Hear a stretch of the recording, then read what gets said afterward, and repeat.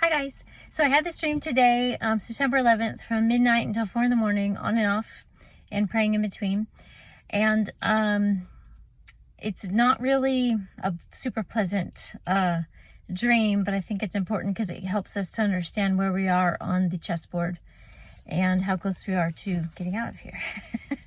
So I was on vacation last week, and when I sat down, I opened my email first day on vacation, and I just burst out laughing because my video noses was taken down for hate speech, which I found really funny. So to me, that says Team Satan is really scared, because those of us that are hearing from the Lord are freaking him out because we're praying, and we're praying hard, and we're sharing what we hear in the dark. So I am going to have to be much more cryptic with this one so that I don't get flagged. And I will modify my words regarding the people, the places, or activities, and it will be, a little more creative on the delivery. How about that? So this morning, for several hours on and off, I could hardly believe what I was seeing. But essentially, I saw men in 3 different cities, and they were triangulated from one another. Strangely, one triangulation is a 33 degrees.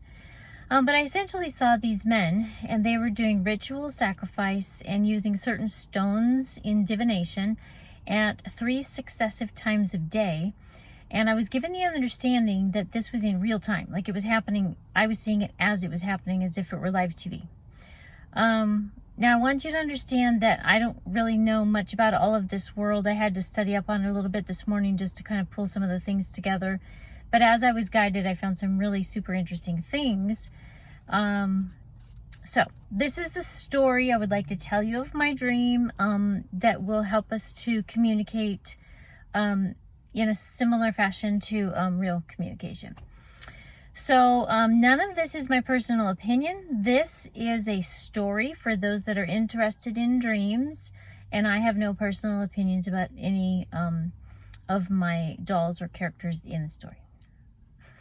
Okay, so here we go. First, there were 3 major characters and 3 major locations. So there was this darling little dog with a crown. So cute, right? Notice the breed. And he lived in a place where wild cowboys ride pigs. And he was at this first location, and his activities began at 12 a.m. my time, or Eastern Standard, and 1 o'clock UTC. The second character in my dream was a mystery man with a beard whom I've seen several times in my dreams, but I have not yet found his face in person.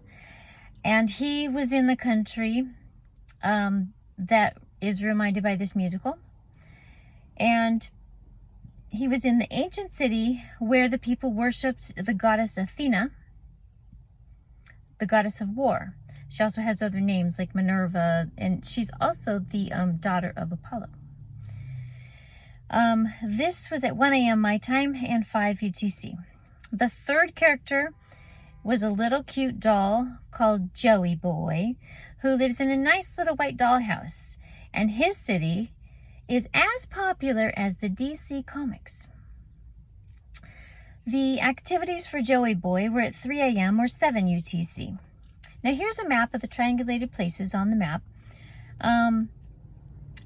The second and the third phase of this dream happened to fall on the same exact longitude, which I found kind of interesting.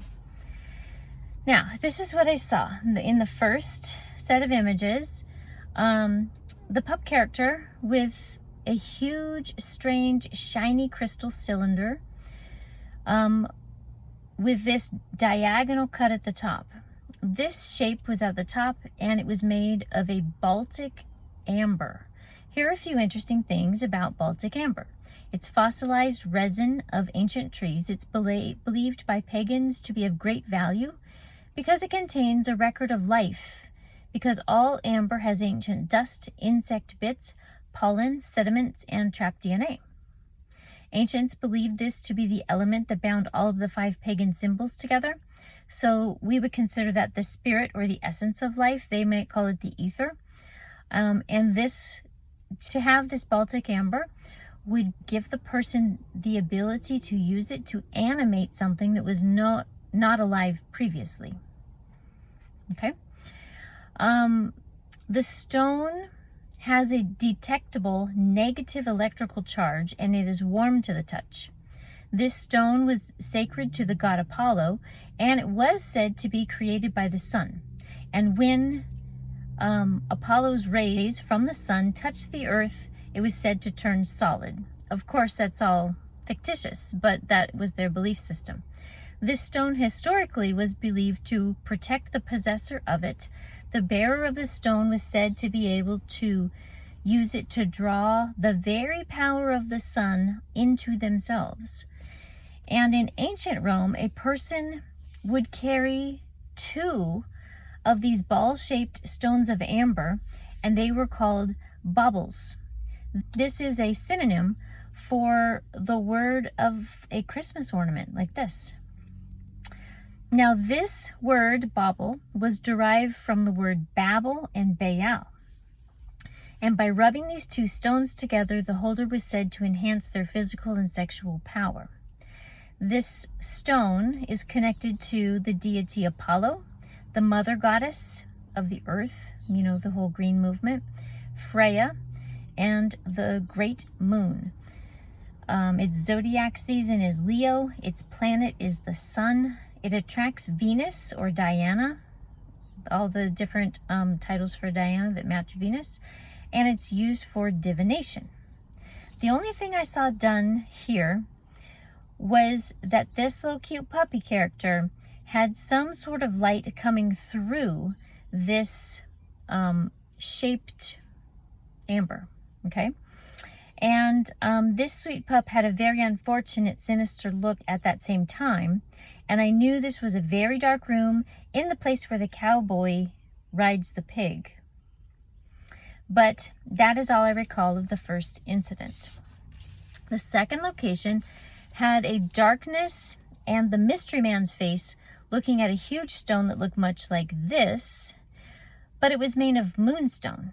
Now, this moonstone was matte and not shined up like the first image I saw of the amber, which was very shiny. But it was as if the stone itself was glowing, or as if light was coming in from somewhere onto it.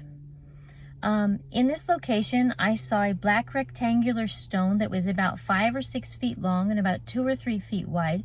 I knew this was for pagan ritual sacrifice, but I did not see that occur, thankfully. In the dark room, there were some red lights that were super creepy, and we might have seen a speech in the US that was real similar to that kind of eerie, weird feeling. Now, here are a few interesting things about this moonstone that the mystery man had. On a full moon, especially a harvest moon, in the moon's light, the stone can achieve its full power for magic and occultic activities, as well as prophetic abilities to be able to see into the future. And the person who uses this stone at that time is said to be blessed with good fortune and have their wish granted. This stone is said to have feminine wisdom, light, and hope.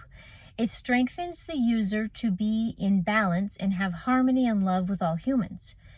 Like the moon, this stone, when activated, has historically been believed to help people adapt to continuous change, just like the moon changes continuously around the year. So that is suggesting that continuous change is the new future. The stone is said to have receptive energy. Pagans believe this holds the power of love, divination, and psychic abilities. This is said to open the third eye or subconscious to the Kundalini spirit so it can overtake a person. The deity associated is Diana, Isis, Selene, Ishtar, Nannan, all the lunar goddesses. The zodiac seasons are Cancer, Libra, which we're in right now, and Scorpio. The planet is Moon. It's used with silver candles, and it's used for divination. The third location was that cute little white dollhouse, and under that location somewhere I saw dark, dreary tunnels that took my doll Joey underground and somewhat underwater. There was a dark room that has either silk or satin black curtains, perfectly pleated, and this curtain was in a half circle. In front of the curtains were seated several other men, as well as Joey Boy, my doll. All were dressed in dark colors and were holding candles near their chins. There was a large white stone identical to the one in the mystery man's room, and it was rectangular and the same size, except this one was white. This one unfortunately did have a female lying on it. I only saw a very small portion of her. I did not see the graphic details, but I knew it was not pleasant, and that the natural products that our body makes from bone marrow, pictured here, brings nutrients and oxygen to all the cells. Well, some of her own product of that was on top of her in some sort of ritual. She was alive. There was a circle of some sort around this stone table of sorts, and then my doll Joey, who was often very sleepy, he was very full of life and passionately into this activity. Clearly, the sleeping thing is an act. He was holding an obelisk that was black. I found this stone to be black hematite. A little bit about this stone. It's silvery black stone. If cut, a blood red inner core is apparent. In ancient Greece, this was called a bloodstone because of the center. The stone in the ancient days was for achieving a higher mind and repelling negative spirits and opening the energy of the body at the root of the feet. The stone has strong magnetic properties. It is believed to hold the properties of the element of fire in the pagan beliefs. This is connected to the deities Mars, Osiris, Hades, the planet Saturn. The zodiac is Aries and Aquarius. Remember, we're in the age of Aquarius. Ever since, I think, 2020, they got all excited about that. Maybe it's 2022. I don't really remember. It attracts Scorpio, which was in the ancients was called the snake. It is used with silver candles, and it is used for divination. So clearly some sinister things went on this morning, early, before most of us were up. Here are the verses. Deuteronomy 18:10 through 13. There shall not be found among you anyone who makes his son or daughter pass through the fire, or who practices witchcraft, or a soothsayer, or one who interprets omens, or a sorcerer, or one who conjures spells, or a medium, or a spiritist, or one who calls up the dead. For all who do these things are an abomination to the Lord. And because of these abominations, the Lord your God drives them out from before you. You shall be blameless before the Lord your God. Daniel 11:37. He shall regard neither the God of his father, nor the desire of women, nor regard any god. For he shall exalt himself above them all. But in their place he shall honor a God of fortress, a God which his fathers did not know, and he shall honor with gold and silver, with precious stones and pleasant things. Thus he shall act against the strongest fortress with a foreign god, which he shall acknowledge and advance its glory, and he shall cause them to rule over many and divide the land for gain. Philippians 3:20 through chapter 4:1. For our citizenship is in heaven. For this we also eagerly wait for the Savior, the Lord Jesus Christ, which will transform our lowly body, that it may be conformed to his glorious body, according to the working by which he is able even to subdue all things to himself. Therefore, my beloved and longed for brethren, my joy and crown, so stand fast in the Lord, beloved. I don't think this is a super encouraging message, except for the fact that we're just one step closer. It does, I think, shine some light on some pretty hideous things that happen behind the scenes, things which I wish I'd never knew about. But we can rest in the fact that at least we're getting information about the timeline and where we're sitting. And I think we're getting close.